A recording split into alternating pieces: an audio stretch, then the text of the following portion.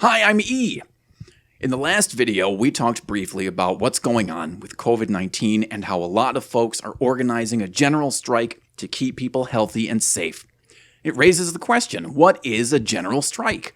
Well, Wikipedia says it's a strike action in which a substantial proportion of the total labor force in a city, region, or country participates.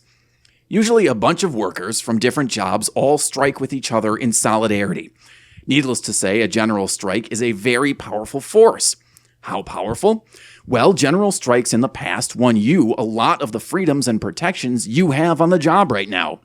In fact, since today is May Day, the International Day of Workers, let's talk about the General Strike of 1835. To understand the context of the June 1835 strike, we need to go back further in time to April of 1825.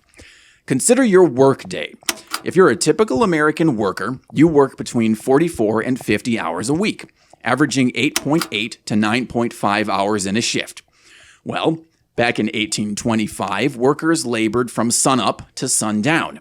That meant shorter hours in the winter and brutally long hours in the summer, extending up to 16 hours a day or longer.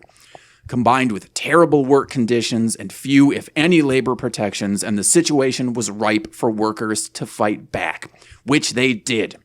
On April 27, 1825, a group of carpenters in Boston, Massachusetts went on strike for a 10-hour workday.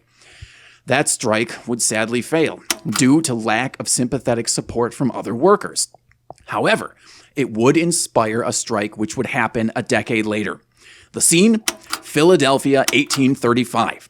Inspired by a wave of strikes kicked off 10 years earlier in Boston, 20,000 workers all struck together, demanding a 10-hour workday, higher wages for all workers, including women, and 2 guaranteed paid hours for meals.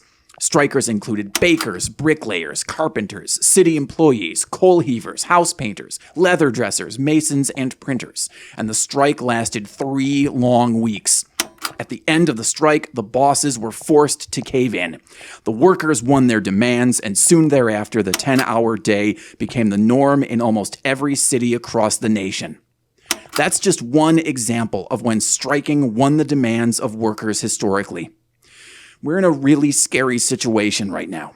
But workers are standing up again, like in 1835, and demanding that our lives be respected and valued over corporate profits.